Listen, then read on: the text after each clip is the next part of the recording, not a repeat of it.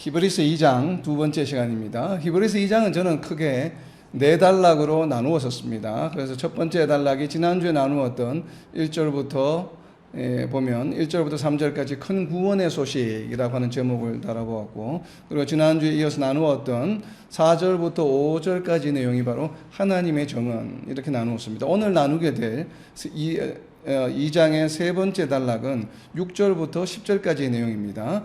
6절부터 10절까지의 내용이 누군가의, 지금 본문의 표현을 그대로 빌려서 누군가의 예수님에 대한 정언이라는 제목을 달아보았습니다. 그래서 오늘은 이 6절부터 10절까지의 내용을 좀 다루려고 하는데, 내용이 상당히 쉽지가 않습니다. 내용들이 보면 나타나는 문자적인 표현들이 상당히 어려운 표현들이 좀 많이 나오다 보니까, 히브리서에 특히 가능하면 문자적인 의미가 어떤 뉘앙스를 가지고 있는지, 그리고 전체적인 문맥상에서 또 구약과 이 전체적인 성경의 흐름 속에서 어떤 의미를 가지고 있는지를 좀 집중적으로 살펴보려고 합니다. 그래서 특별히 오늘 나누는 이 부분들은 우리가 성경 공부를 할 때 좀 많이 유념해야 되는 접근 방법 중에 하나입니다. 그래서 히브리서 2장 6절입니다. 그러나 누군가 2장 6절입니다. 그러나 누구인가가 어디에서 정언하여 이르되 사람이 무엇이기에 주께서 그를 생각하시며 인자가 무엇이기에 주께서 그를 돌보시나이까. 지금 인용한 부분 중에 이제 첫 번째 구절만 제가 읽었는데, 2장 6절에 나타나는 키워드를 살펴보게 되면 사람이라고 하는 키워드입니다. 그리고 뒤에 나와 있는 인자라고 하는 키워드인데, 그 앞에 본격적인 이야기를 하기 전에 히브리 기자가 하는 이야기가 그러나라고 하는 것은 5절까지 나왔던 내용과 반대되는 내용이죠. 이제 내용이 바뀌어지게 되는 내용이죠. 그러나 누구인가가 어디에서 정언하여 이르되라고 이야기했습니다. 자, 여기서 질문이 나옵니다. 왜 누구인가가 어디에서 정언하였다라고 이야기하고 있을까요? 여러분 신약 성경을 읽다가 오늘 2장 6절에 있는 본문처럼 정언하여 이르시되, 혹은 나중에 또 우리 오늘 본문에 나누게 될 뒤에 나오는 무슨 어디에서 말씀하셨으니, 말하였으니 라고 하는 이런 표현들은 대부분 구약 성경에 그 내용들이 나와 있습니다. 그래서 성경에 이미 기록이 되어 있는 내용이기 때문에 그 기록된 내용을 인용해서 지금 이야기하는 것이거든요. 그렇다면 히브리서 2장 6절에 나와 있는 어디에서 정언하여 이르되라고 하는 것은 이미 구약 성경에 기록이 되어 있다라고 하는 것을 전제하는 것이에요. 그래서 히브리서 기자가 구약 성경의 내용을 이미 알고 있고, 이 서신서를, 히브리서를 받는 자들이 누구라고 이야기했습니까? 바로 유대인 크리스찬들이죠. 그래서 유대인 크리스찬이다 보니까 구약의 내용을 대부분 잘 알고 있는 사람들입니다. 그렇다면 히브리서를 기록한 자도 구약을 잘 알고 있는 사람이고, 히브리서를 받는 사람들도 구약의 내용을 잘 알고 있는 사람들이에요. 다윗의 시이기 때문에 누구나, 유대인이라면 누구나 다 알고 있는 내용이에요. 그래서 여기에서 2장 6절에서 다윗이 말한 것처럼 이렇게 하지 않고 의문문 형태로 누구인가가 어디에서 정언하여 이르되라고 이렇게 말한 것은 어떤 의미를 나타냅니까?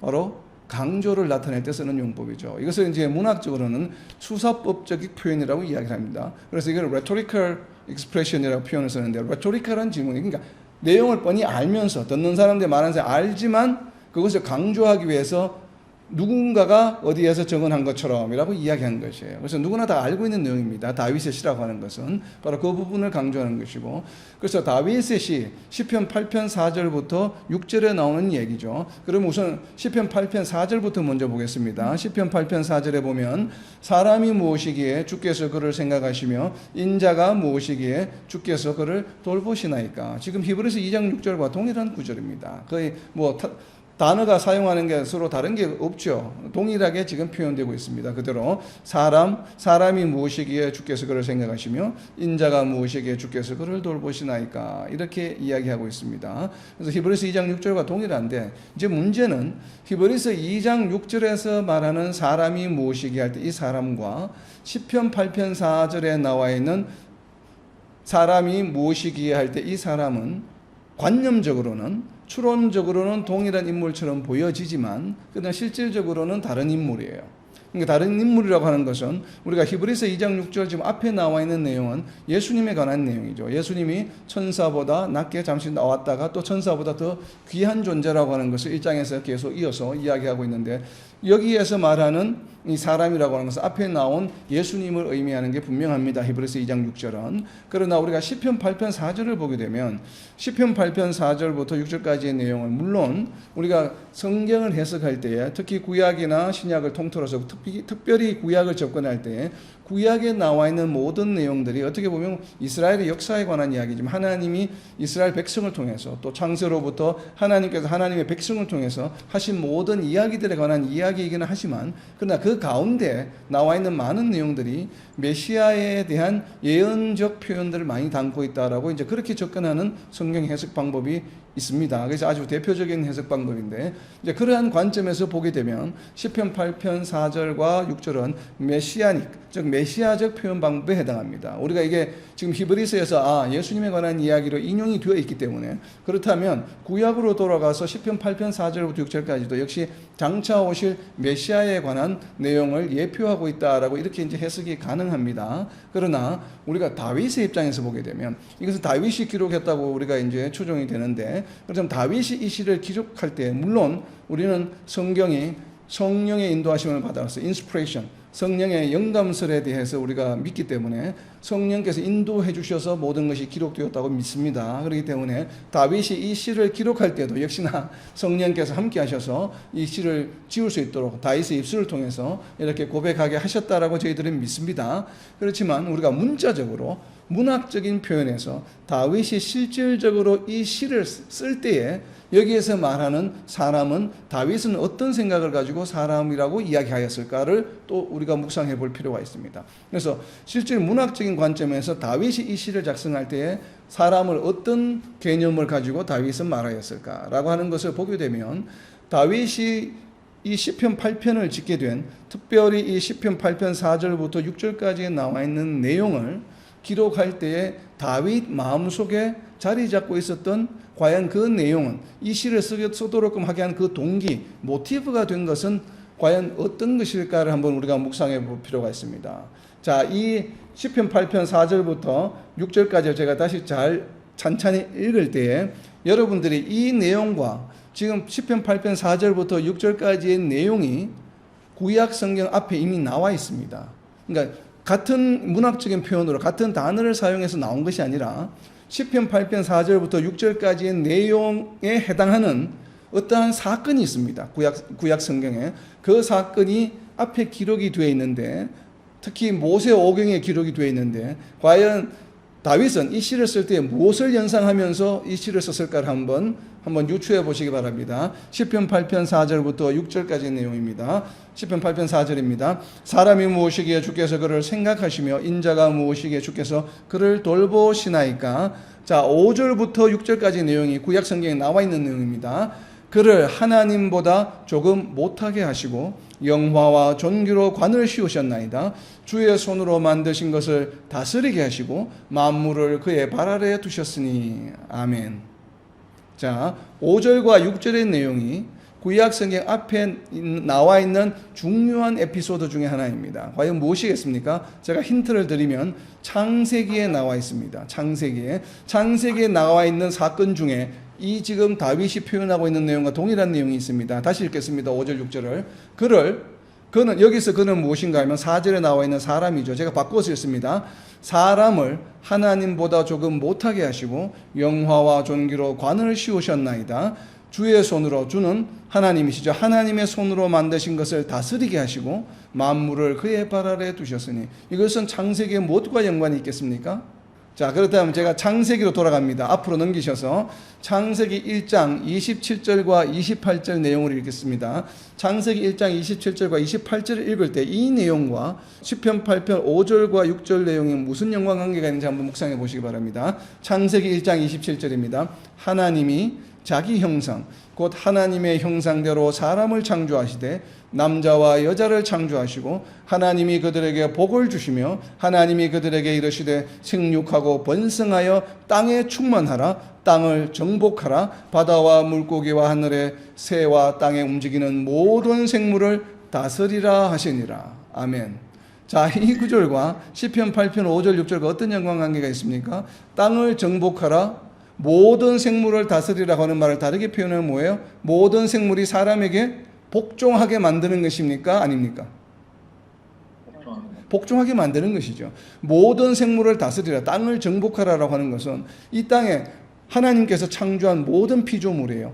땅을 정복하라, 바다와 물고기와 하늘의 새와 땅에 움직이는 모든 생물을 다스리라. 누구 보고 다스리라고 했습니까? 바로 하나님이 창조하신 사람에게 했습니다. 사람에게. 사람을 창조하시고 하나님께서 창조하신 사람 이외에 창조하신 모든 피조물을, 즉 세상 모든 것들을 그 사람에게 어떻게 하게 하셨습니까? 복종하게 하신 것이 창조의 목적입니다. 원래 하나님께서 이 땅을 창조하셨을 때 그 목적이 무엇인가 하면 사람이 있고 사람 이외의 피조물이 있었습니다. 그래서 사람 이외의 피조물은 어떤 존재입니까? 사람에게 복종해야 함, 다스림을 받아야만 하는 존재로 하나님께서는 이 세상을 창조하셨습니다. 그리고 사람을 창조하실 때는 사람을 어떻게 창조하셨습니까? 그냥 아무렇게나 창조하셨습니까? 무엇에 따라서? 하나님의 형상대로. 하나님의 형상대로 창조하셨어요. 이것은 다르게 표현하면 하나님은 어디에 계시는 분이에요? 하늘에 계시는 분이죠. 그러니까 heavenly being, 하늘의 존재입니다. 그러나 사람은 하늘의 존재는 아니에요. 땅의 흙으로 만들었지만, 그러나 사람이 완전히 땅의 존재도 아니에요. 사람은 어떤 존재입니까? 하늘의 존재와 땅의 존재가 합성이 되어 있는 존재입니다. 창조를 어떻게 하셨어요? 무엇으로 창조하셨습니까? 처음에 흙으로. 땅에 있는 요소로 사람을 만든 다음에, 그게 땅의 요소로 사람을 완성하신 것이 아니라 땅의 요소로 만든 사람에게 어떤 요소를 더하셨습니까? 하나님의 무엇을 불어넣으셨습니까? 생기를, heavenly being, 하늘에 있는 존재를 땅에 있는 요소로 만든 존재에다가 불어넣으심으로 생명이 되게 하셨습니다. 그럼 사람은 어떤 존재예요? 땅에 있는 존재와 하늘에 있는 존재의 중간적인 요소이죠. 다르게 표현하면 하늘에 있는 존재의 요소와 땅에 있는 존재의 요소를 합쳐놓은 것이에요. 바로 이러한 모습이 온전히 하늘에 있는 존재보다는 조금 못한 존재로 보여집니다. 왜냐하면 그 몸의 일부가 땅에 속한 존재로 이루어졌기 때문에 100% 헤븐리 비잉으로 만들어진 존재가 아니에요. 사람은. 사람의 절반은 무엇으로 만들었습니까? 헤븐리 비잉, 하늘에 있는 존재, 하나님의 영, 생기로 만들어졌고, 사람의 반 육체는 뭐예요? 땅에 있는 존재, 흙으로 만들어졌어요. 그렇기 때문에 하늘에 있는 존재보다는 사람이 조금 더 못한 존재로 처음에 창조가 되었습니다. 그런데 그 창조된 모습이 누구의 형상을 따라서? 하나님의 형상을 따라서 창조되었다고 하는 것이에요. 바로 이 창세기 1장 27절과 28절의 말씀을 다윗은 마음속에 새긴 것이라고 저는 개인적으로 생각을 합니다. 바로 이것이 모티브가 되어서 시편 8편 4절에서 6절까지의 말씀을 바로 시를 만들었다고 생각합니다. 자, 이것을 염두에 두고 창조의 이 사역, 모든 만물을 사람에게 복종하도록 창조하신 이 하나님의 섭리를 이해한 다음에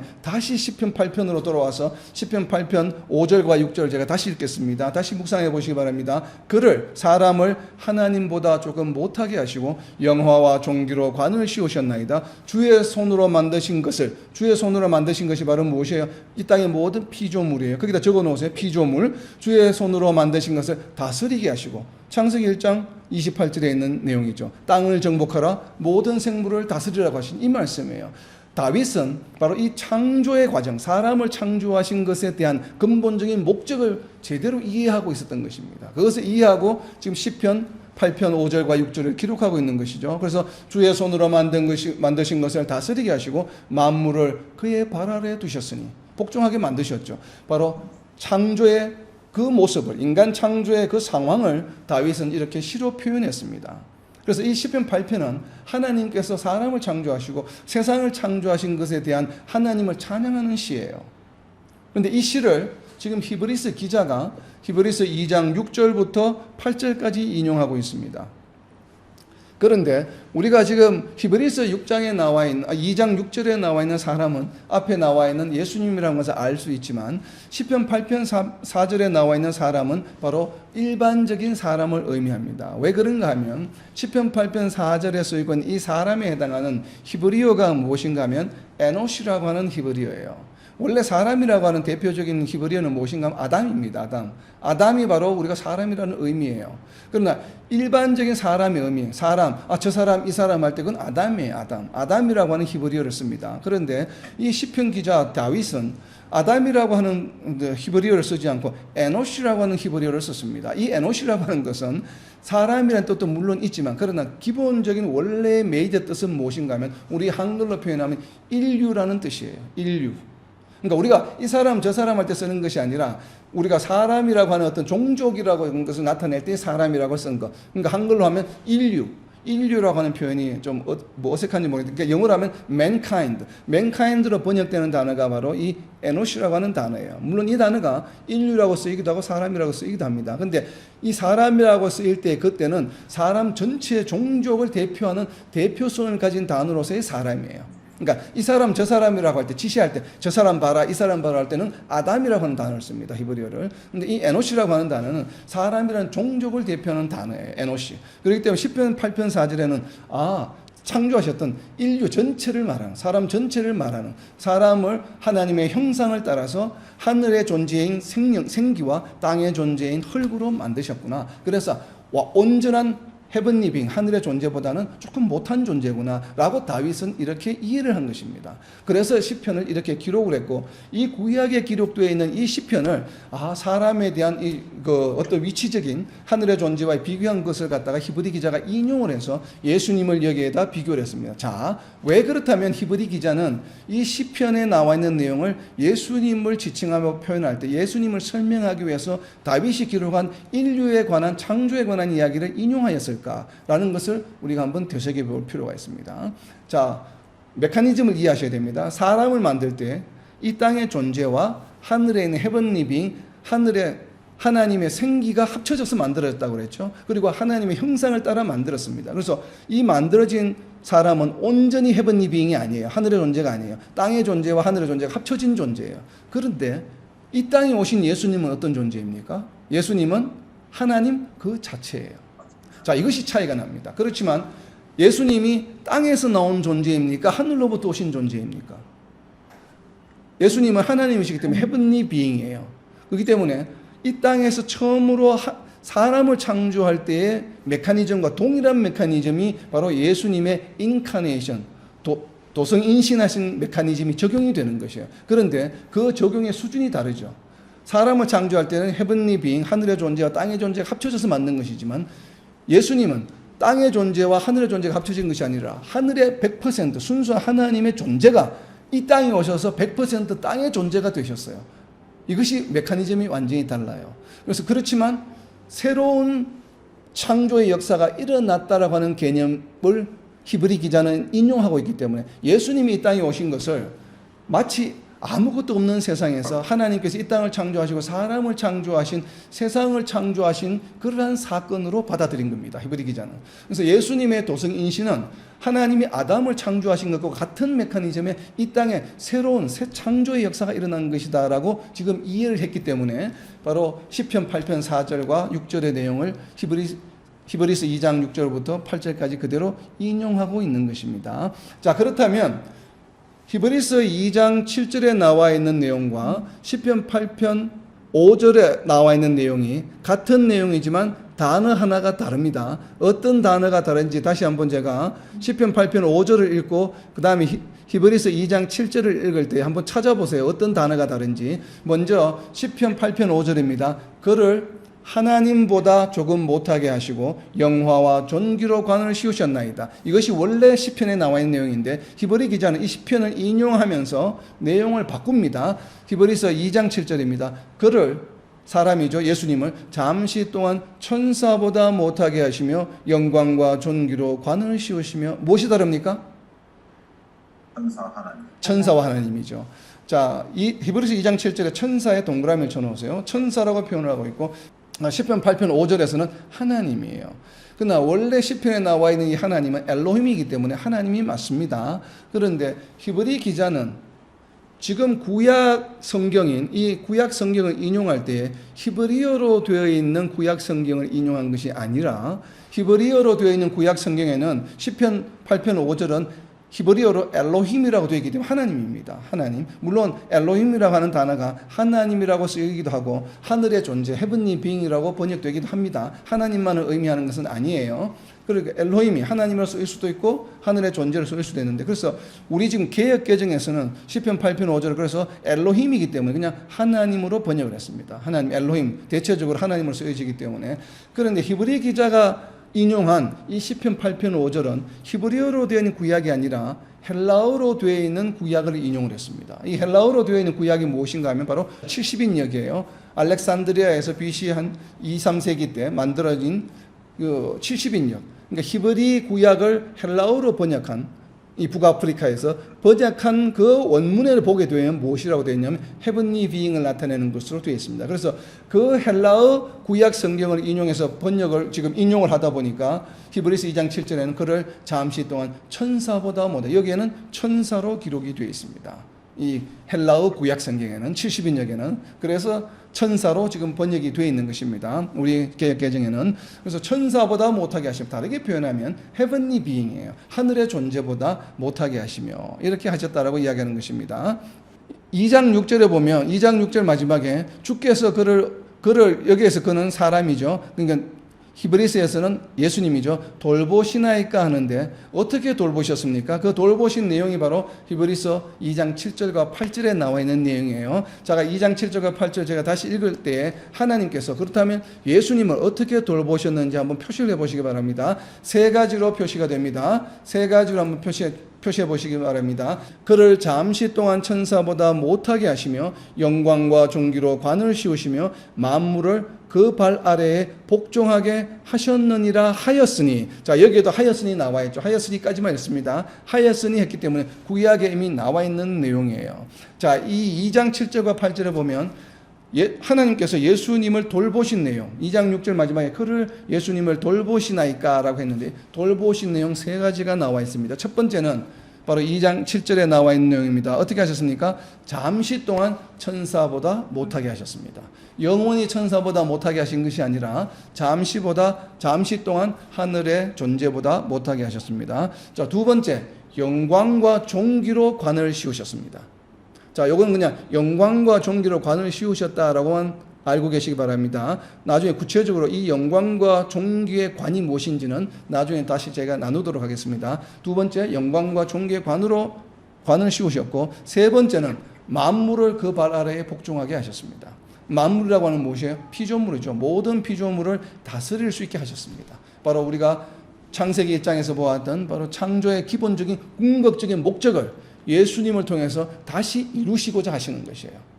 창세기 1장 27절 28절에 사람을 창조하시고 나서 땅을 정복하라 모든 생물을 다스리라고 한 것이 이 땅에서 사람을 창조하신 목적이에요. 근데 그것이 이루어졌습니까? 이루어지지 않았습니까? 이루어지지 않았어요. 그래서 하나님께서는 예수님을 도성인신하셔서 재창조하심으로, 사람을 재창조하심으로 하나님의 원래 궁극의 창조의 목적을 다시 한번 성취하고자 하시는 과정이 예수님의 도성인신 과정이에요. 그것을 지금 히브리서 기자가 설명하고 있는 내용입니다. 그래서 8절 내용에 보면 만물을 그에게 복종하게 하셨은즉, 즉 만물을 다스리게 하셨는데 라고 지금 이야기하고 있는 것이에요. 자, 그런데 이것이 하나님이 세상을 창조하시고 두 번째로 다시 예수님을 통해서 사람을 새롭게 창조하신, 도성인신하게 하신 목적인데, 그런데 그 목적이 지금 이루어졌습니까? 이루어지지 않았습니까? 만물이 그에게 복종해야만 하는데 지금 현재 상태를 보게 되면 어떻습니까? 그 상황을 히브리 기자가 2장 8절 후반부터 9절까지 계속 이야기하고 있습니다. 자, 그렇다면 만물이 복종해야 되는데 지금 상황이 어떤지, 지금 이 히브리 기자가 보고 있는 상황이 무엇인지를 두 가지로 기록하고 있습니다. 제가 읽겠습니다. 그 두 가지가 어떤 것인지 한번 표시를 보시기 바랍니다. 하였으니 만물로 그에게 복종하게 하셨은즉, 복종하게 하는 것이 맞는데 원래의 목적인데 지금 어떻다는 얘기입니까? 복종하지 않은 것이 하나도 없어야 하겠으나, 그렇죠. 이것이 원래 궁극적인 도성인신의 목적이 복종하게 하는 것이기 때문에 당연히 이렇게 되어야 되는데, 그런데 지금 뭐예요? 지금 우리가 만물이 아직 그에게 복종하고 있는 것을 보지 못하고, 자, 이 얘기는 무엇이에요? 하나님이 사람을 창조하시고 창세기 1장 27절과 28절에 말씀하신 것과 동일하게 예수님의 도성 인신하신 이유도 만물이 그에게 복종하게 하기 위한 것인데 지금 그것이 이루어졌습니까? 이루어지지 않았습니까? 예수님이 오셨는데도 불구하고 아직도 그것이 이루어지지 않았다고 하는 것을 히브리서 기자가 지금 설명하고 있는 것입니다. 예수님이 이 땅에 오신 목적이 뭐예요? 세상 만물이 그에게 복종하게 하기 위함이에요. 그런데 지금 보니까 아직도 만물이 그에게 복종하고 있지 않아요. 그 내용을 지금 히브리서 기자가 이야기하고 있는 것입니다. 못하게 하심을 입은 자, 만물이 아직 그에게 복종하고 있는 것을 뭐 한다고? 보지 못하고. 자, 9절에 이어집니다. 그런데 지금 보고 있는 내용은 무엇인가 하면, 그렇다면 오직 지금 현재 보는 내용은 오직 무엇밖에 없냐 하면 우리가 천사들보다 잠시 동안 못하게 하심을 입은 자, 누구입니까? 바로 사람, 예수님, 인자죠. 곧 죽음의 고난을 받으심으로 말미암아, 자, 앞에 나왔던 영광과 존귀로 관을 쓰신 예수를 보니, 자, 예수님이 원래는 만물이 예수님에게 복종하는 것이 목적인데 그 목적 때문에 예수님이 도성 인신하셨는데 사람이 창조된 것처럼 창세기에서 했는데 아직 그것이 이루어지지 않았다. 그런데 우리가 본 것은 무엇인가 하면 만물이 복종하는 것이 아니라 오히려 지금 이 땅에 오신 예수님이 고난을 받으심으로 죽으셨다. 그런데 그 죽으심으로 말미암아 영광과 존귀의 관을 쓴 예수님을 지금 우리가 보고 있어요. 지금 만물이 복종하는 것을 보고 있는 것이 아니라 예수님이 죽으시고 영광과 존귀의 관을 쓰신 모습을 지금 우리가 보고 있는데 이렇게 된 것이 왜 그러면 이렇게 되었느냐 하면 그것이 바로 하나님의 은혜다라고 이야기하고 있는 것입니다. 왜 예수님이 도성인신하셨을 때는 세상 모든 만물이 그에게 발 아래 복종하게 하는 것이 원래 목적이었는데 근데 그것이 아직 이루어지지 않고 오히려 예수님이 만물이 예수님에게 복종한 것이 아니라 예수님이 오히려 죽으시고 부활하시고 성천하심으로 영광과 존귀의 관을 쓰시게 되었어요. 근데 이것이 하나님의 은혜라고 하는 것이에요. 만물이 복종하게 한 것이 아니라 만물이 복종하게 되기 이전에 예수님이 먼저 죽으시고 부활하시고 성천하신 것이 바로 하나님의 은혜다라고 지금 설명하는 것입니다. 그것이 왜 하나님의 은혜인가 하면 예수님이 이렇게 죽으시고 부활하시고 성천하심으로 말미암아 나와 있죠. 하나님의 은혜로 말미암아. 왜 은혜인가 하면 은혜인가 하면 말미암아 모든 사람을 위하여 죽음을 맛보려 하심이라. 그러니까 이렇게 모든 만물이 예수님께 복종해야 되는데 원래 목적은 근데 그것이 그렇게 되지 않고 예수님이 죽으시고 부활하시고 성천하신 것은 하나님의 은혜인데 그것이 왜 하나님의 은혜인가 하면 모든 사람을 위해서 죽으신 것이라는 것이에요. 만물의 복종을 받아야 되지만 그렇게 죽으실 수밖에 없었던 것은 모든 사람을 위함이에요. 그 모든 사람을 위함이라고 하는 것은 무엇 때문에 그렇습니까? 모든 사람의 구원을 위함이죠. 그래서 이것이 하나님의 은혜다라고 지금 히브리서 기자는 설명하고 있는 내용입니다. 지금 7절부터 9절까지의 내용은 하나님께서 예수님을 돌보심과 동시에 예수님이 이 땅에 하늘의 존재보다 낮은 존재로 오셨고 잠시 동안 낮은 존재로 있고 그리고 영광과 존귀로 관을 씌워주셨어요. 그리고 만물을 그 발 아래 복종하게 해주셨습니다. 자, 그렇다면 영광과 존귀의 관을 쓰게 된 이유는 무엇입니까? 예수님이? 왜 그렇습니까? 예수님이 왜 존귀와 영광과 존귀의 관을 쓰셨습니까? 지금 보면 9절에 그 이유가 나와 있죠. 영광과 자, 성경을 공부하는 방법이에요. 영광과 존귀로 관을 쓰신 예수를 보니 앞에 뭐가 나옵니까? 말미암아라고 하는 접속사가 나오죠. 말미암아가 나왔다는 얘기는 말미암아 앞에 나오는 내용과 뒤에 나오는 내용이 원인과 결과라는 얘기죠. 그러니까 영광과 존귀로 관을 쓰게 된 예수님의 이유가 무엇입니까? 예수님께서 죽음의 고난을 받으셨기 때문에. 그러니까 영광과 관을 쓰신 이유가 뭐예요? 죽음의 고난을 받으셨기 때문에. 만약에 죽음의 고난을 받으시지 않으셨다면 영광과 존귀의 관을 쓰시지 않습니다. 예수님은. 그러나 영광과 존귀의 관을 쓰신 이유가 바로 무엇이에요? 죽음의 고난을 받으셨기 때문에 그래요. 그렇다면 세상이 아직 인자에게 복종하지 않고 있다는 것은 어떤 의미예요? 방금 제가 나눈 이야기. 영광과 존귀의 관을 쓰신 것이 바로 죽으셨기 때문에 부활하셨기 때문에 그렇구나. 이 고난을 받으셨기 때문에 그렇구나. 라고 하는 것을 우리가 이제 보았는데 근데 그 앞에 나와 있는 아직도 만물이 복종하지 않고 있다고 하는 것은 어떤 의미입니까?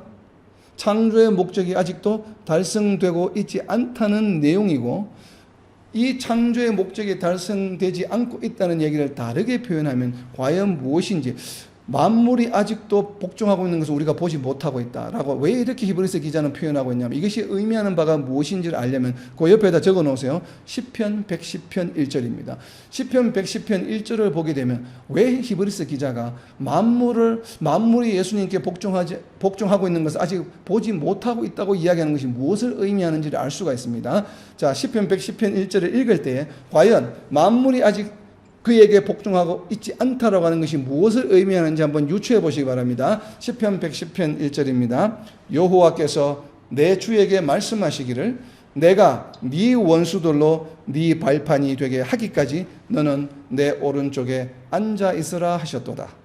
아멘. 자, 만물이 복종하고 있는 것을 아직 보지 못한다고 하는 것은 무슨 의미예요? 예수님이 아직도 오른쪽에 앉아 계시다는 얘기죠. 언제까지 앉아 계십니까? 원수들로 네 발판이 되게 하기까지, 만물이 너에게 복종할 때까지 네가 내 오른쪽에 앉아 있으리라 이야기했죠. 자, 아직도 만물이 복종하는 것을 보지 못한다는 얘기는 여전히 예수님이 어디 앉아 계신다? 오른쪽에 앉아 계신다. 근데 이 오른쪽에 네 원수들로 네 발판이 되게 하기까지, 이 하기까지는 언제까지예요? 언제 이 일어납니까? 만물이 원수들의 발판이 되고 복종하게 되는 그때가 언제입니까? 예수님이 오른쪽에 앉아있는 자리에서 일어나셔서 어떻게 하실 때? 오실 때. 그 표현을 형상적으로 표현하고 있는 것이에요. 하나님 우편에 앉아 계실 때까지, 언제까지 앉아 계신다고요? 만물이 너에게 복종할 때까지 내 우편에 앉아 있을 거야. 그런데 만물이 복종하게 되면 이제 더 이상 우편에 앉아 있습니까? 앉아 있지 않습니까? 안 앉아 있죠. 일어서서 어떻게 됩니까? 이 땅에 다시 오시는 것이에요. 다르게 표현하면 만물이 아직도 그에게 복종하는 것을 보지 못하는 도다라고 하는 표현은, 히브리서 기자 이 표현은 무슨 얘기인가 하면 아직도 예수님이 재림하실 때가 되지 않았다라고 하는 것이에요. 아직도 종말이 임하지 않았다라고 하는 표현입니다. 그렇기 때문에 여전히 지금 히브리서 기자가 이 이야기를 하고 있는 당시에는 예수님은 어디에 계십니까? 오른쪽에 앉아 계시고 아직도 만물이 복종하는 때가, 원수가 내 발등상이 되는 때가 아직도 이르지 않았다라고 하는 것을 의미해요. 이제 이해가 됐습니까? 그래서 아직도 만물이 복종하는 것을 보지 못한다라고 왜 굳이 이렇게 표현하냐 하면 아직도 예수님 재림하실 때가 안 되었다라고 하는 이야기예요. 다르게 표현하면 아직도 종말이 이르지 않았다라는 것을 다르게 표현하면 예수님이 아직도 하나님 우편에 앉아 계시다는 얘기죠. 그럼 하나님 우편에 예수님이 앉아 계시다고 하는 것은 무엇을 의미합니까? 예수님이 하나님 우편에 앉으셔서 무엇을 하십니까? 기도.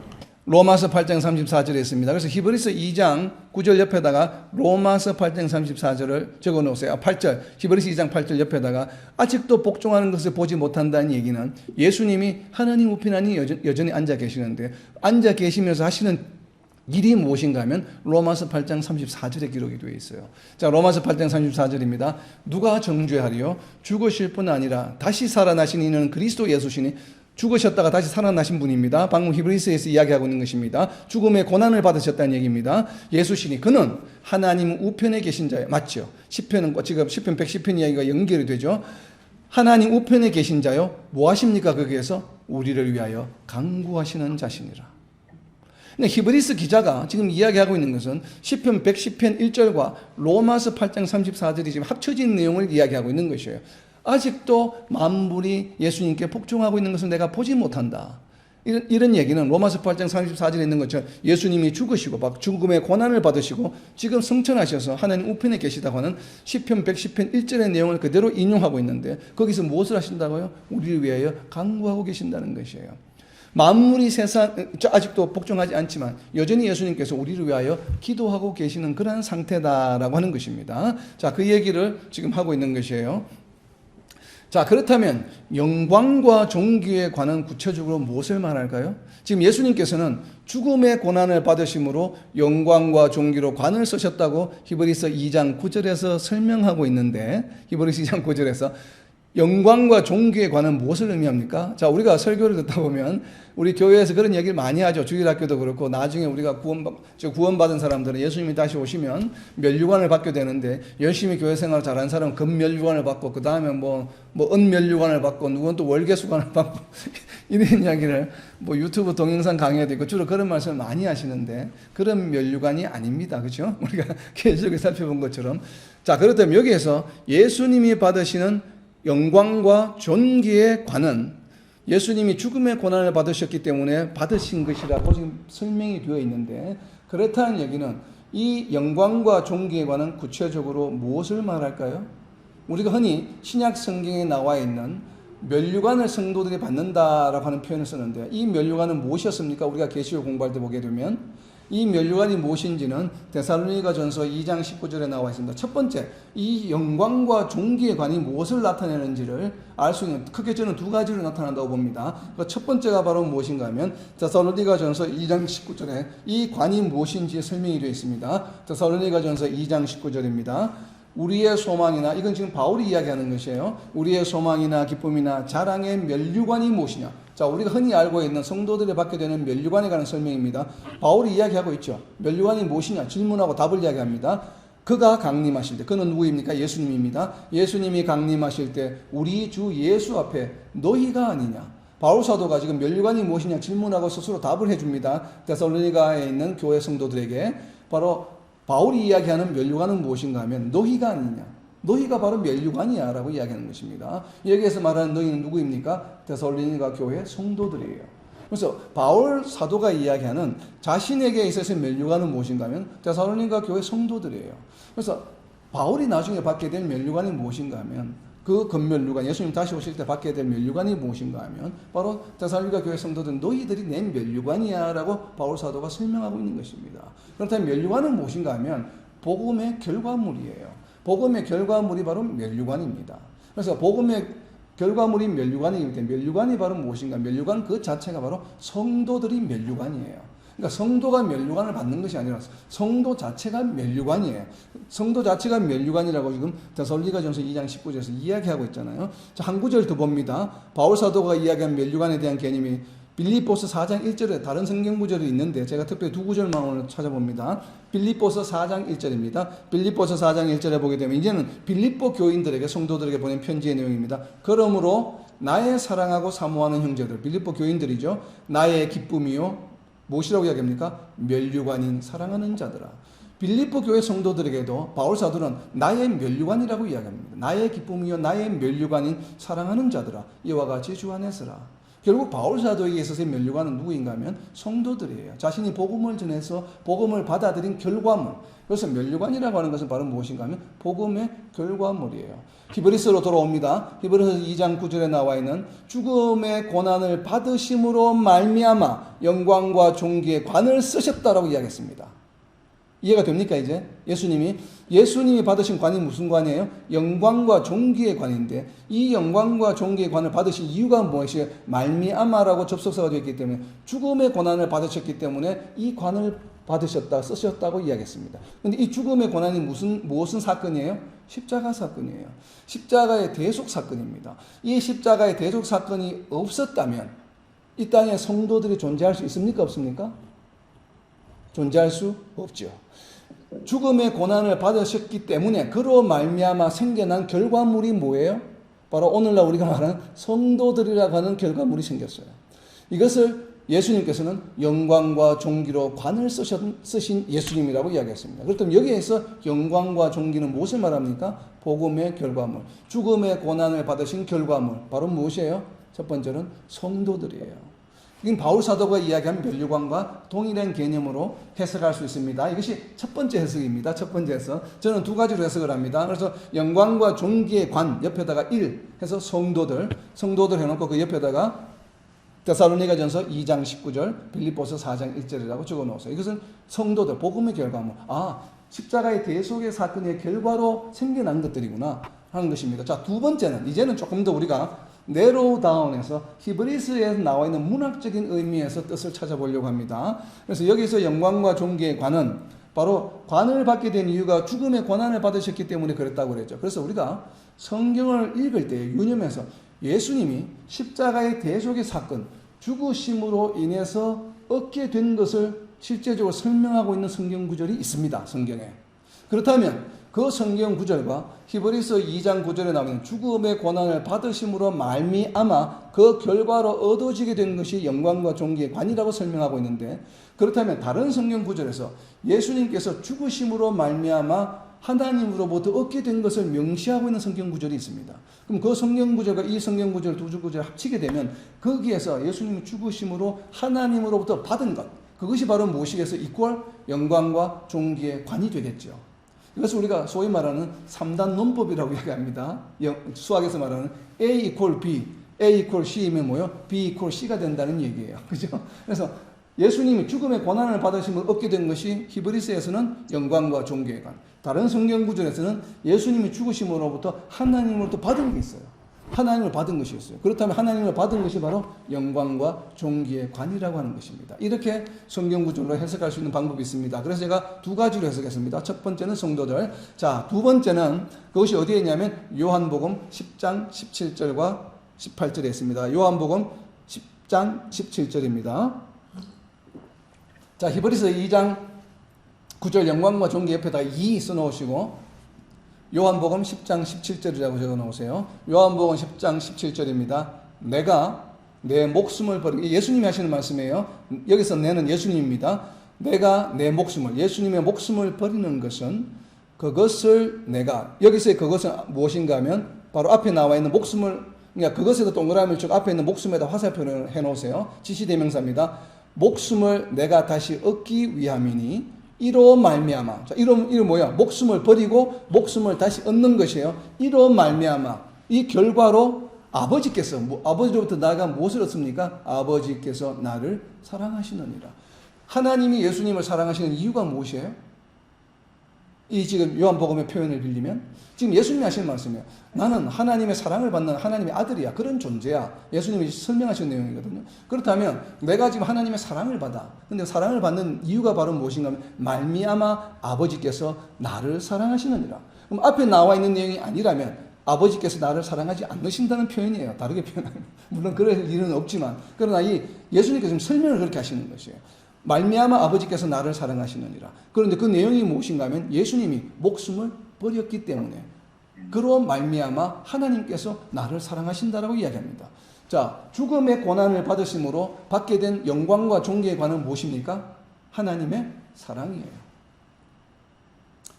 예수님이 대속 사역을 하심으로 얻게 된 결과물이 첫 번째가 무엇이었습니까? 성도들이에요. 다르게 표현하면, 다른 각도에서 표현하게 되면 죽음의 대속 사역으로 인해서 예수님의 목숨을 버리고 목숨을 얻게 함인데 그로 말미암아 무엇을 얻게 되었습니까? 예수님이 하나님께서 나를 사랑하게 되셨다. 사랑하셨느니라. 하나님의 사랑을 얻게 되었습니다. 하나님의 사랑의 결과물이 무엇이에요? 하나님의 사랑의 대상이 누구입니까? 하나님의 사랑의 대상이 누구예요? 저와 여러분이에요. 하나님이 이 땅에서 사랑하신 그 대상이 누구입니까? 바로 하나님의 백성 성도들이에요. 그래도 결국은 같은 이야기죠. 같은 이야기인데 다른 각도에서 표현했습니다. 자, 요한복음으로 다시 옵니다. 아버지께서 나를 사랑하셨는데 왜 죽으시고 부활하셨는데 사랑하셨다고 이야기하실까? 거기에 대한 구체적인 설명을 하십니다. 이어서 18절입니다. 이를 내게서 빼앗는 자가 있는, 이는 목숨입니다. 여기 대명사 이도 역시나 앞에 나와 있는 목숨을 말합니다. 요한복음 10장 18절입니다. 이를, 목숨을 내게서 빼앗는 자가 있는 것이 아니라, 그러니까 예수님의 목숨을 빼앗긴 것이 아니에요. 내가 스스로 버렸습니다. 우리가 마치 복음서의 내용을 보면 마치 예수님이 사형을 당한 것처럼 보이지만 유대인과 로마 병정에 의해서, 그러나 그것이 아니라는 것이에요. 예수님이 스스로 버리신 것이지 예수님이 목숨을 빼앗긴 것이 아니에요. 형벌을 받으신 것이 아니에요. 지금 그것을 설명하시는 것입니다. 내가 스스로 버리노라. 나는 무엇이에요? 버릴 권세도 있고 다시 얻을 권세도 있으니, 버릴 권세도 있고 다시 얻을 권세도 있는데 버리신 이유가 무엇이에요? 왜 예수님이 목숨을 버리셨습니까? 그 이유를 설명하십니다. 이 계명은 내 아버지에게서 받았노라 하시니라. 목숨을 버리신 이유가 바로 뭐예요? 하나님의 명령이셨기 때문에 그러세요. 하나님의 명령이기 때문에 목숨을 버리신 것이에요. 그래서 이 계명은 내가 하나님께로 받은 것이에요. 그러니까 하나님께서 예수님들어 목숨을 버려 그리고 다시 목숨을 얻어라고 명령하셨기 때문에 목숨을 스스로 버리시고 다시 얻으신 것은 무엇하신 것이에요? 하나님의 명령에 순종하신 것이 되죠. 그래서 누가복음에서 이 땀방울이 핏방울이 될 정도로 기도하시냐는 예수님이 이 잔을 거두어 주시옵소서 지나가게 하시옵소서라고 기도하신 이유가 뭐예요? 죽으시는 그 고통이 그만큼 어렵고 힘든 것이지만 스스로 그것을 버리셨어요. 스스로 죽으셨어요. 왜? 무엇 때문에? 모든 사람들을 구원하시기 위해서 버리신 것이에요. 이 대속에. 이것이 예수님의 우리에 대한 끝없는 사랑이에요. 우리는 이것을 잘 이해를 해야 됩니다. 그래서 예수님께서 그렇게 버리셨어요. 왜냐하면 하나님의 명령이기 때문에. 하나님의 명령에 순종했습니다. 하나님의 명령에 순종했기 때문에 하나님은 명령에 순종한 자를 사랑하실까요? 사랑하지 않으실까요? 사랑하시죠, 당연히.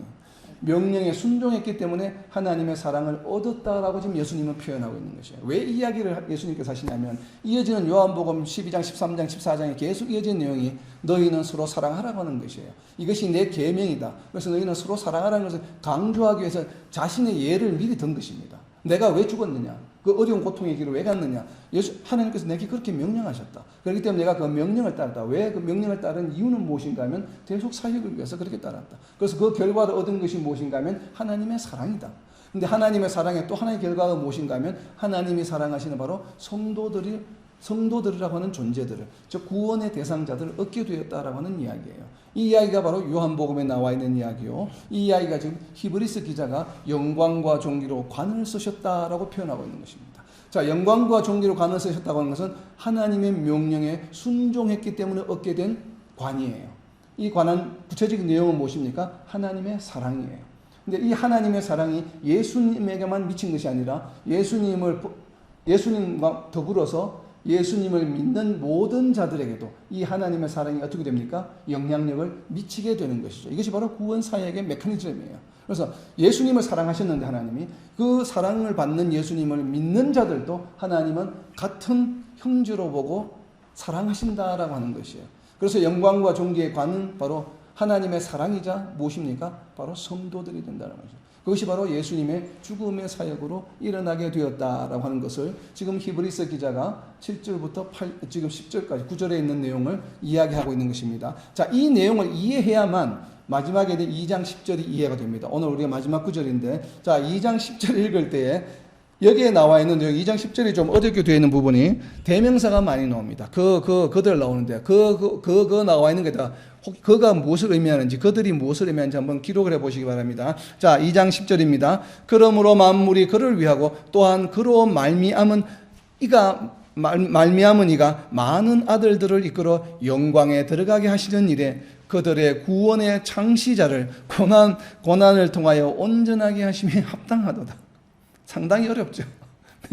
한글은 이제 대단히 어렵습니다. 자, 앞에 나와 있는 그는 하나님입니다. 만물이, 제가 바꿔서 읽습니다. 그는 하나님입니다. 하나님을 위하고 또한 하나님으로 말미암은 즉 예수님입니다. 예수님이 많은 아들들을 이끌어 영광에 들어가게 하시는 일에, 그들은 누구입니까 하면 아들들의, 바로 하시는 일에 구원받은 아들이죠. 많은 아들들의 구원의 창시자를 고난을 통하여 온전하게 하심이 합당하도다. 자, 히브리서 기자가 지금 하나님께서 하신 이 사역을 찬양하는 구절이에요.